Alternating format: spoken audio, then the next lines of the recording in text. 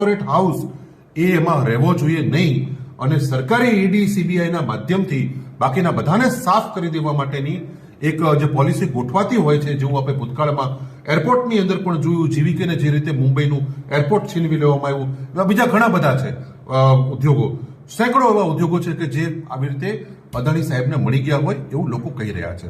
તો શું સુરેન્દ્રનગરની અંદર પણ આ કોઈ બહુ મોટો ખેલ થઈ રહ્યો છે કે જે પ્રકારે આજે અવાડા નામની કંપની છે, એ અવાડા કંપનીની અંદર ઘણી બધી જમીન એવી કહેવાય છે કે જે નવી શરતની છે, આજની તારીખમાં પણ નવી શરતની છે, અને એને પાછી સીધી એની ઉપર સોલાર આજે પેનલો ઊભી છે થઈ રહ્યું છે.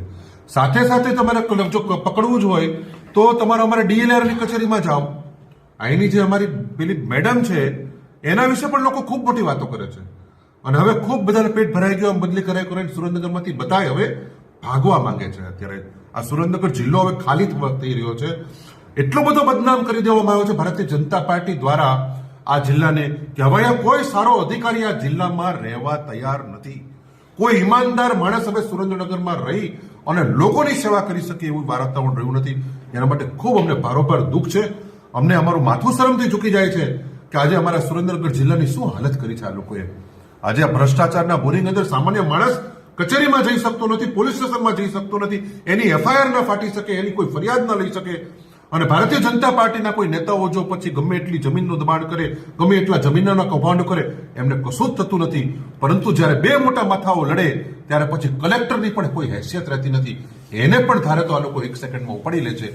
એ વાતનો સ્પષ્ટ દ્રષ્ટાંત ગુજરાતના તમામ આઈએએસ આઈપીએસ ઓફિસરોને સુરેન્દ્રનગરથી એક સંદેશ આપવામાં આવ્યો છે કે જો અમારી ઈચ્છા પ્રમાણે, અમારી ઈચ્છાની વિરુદ્ધમાં જઈને એક ડગલું પણ ચાલશો તો તમને કાલ ઈડી, સીબીઆઈ, ઇન્કમ ટેક્સ દ્વારા પકડીને જેલમાં પૂરી દેશું. એક સેકન્ડ પણ વાર લાગશે નહીં. આ સંદેશો સુરેન્દ્રનગરથી આપવામાં આવ્યો છે. તો રેન્જ કેટલી હોય? આવું નવું ગુજરાતના 5 ખાતાઓ જે ભ્રષ્ટાચારમાં અત્યારે નંબર 1 ઉપર આવે છે એ રેવન્યુ ડિપાર્ટમેન્ટ. આ ઓફિશિયલ ડેટા છે. અનેક એફઆઈઆર થાય છે, એક પણ કન્વિક્ટ નથી થતો. એફઆઈઆર થયા પછી સજા થવી જોઈએ. આ સજા ના થવાના કારણે સૌથી રેવન્યુ ડિપાર્ટમેન્ટમાં ભ્રષ્ટાચાર મોટા પાયે છે.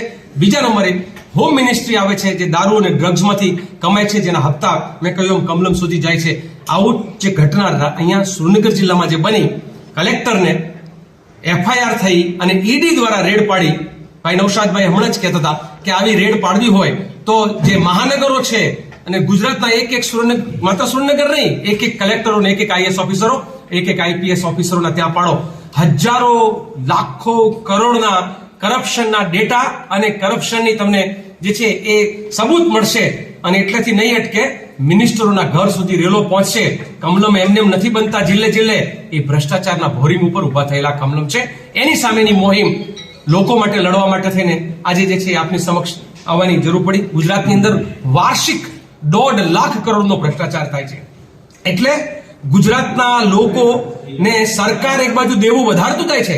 ગુજરાતમાં દરેક જન્મ લેતું બાળક જે છે એની ઉપર જે છે એ 30 થી 40 હજાર રૂપિયાનું દેવું ગુજરાતના દરેક બાળક ઉપર થાય છે. અને એનું કારણ એ છે કે ગુજરાતમાં વાર્ષિક 1.5 લાખ કરોડનો ભ્રષ્ટાચાર 20-20 રમાય છે. 20% નેતાઓના અને 20% જે છે સરકારી બાબુઓના.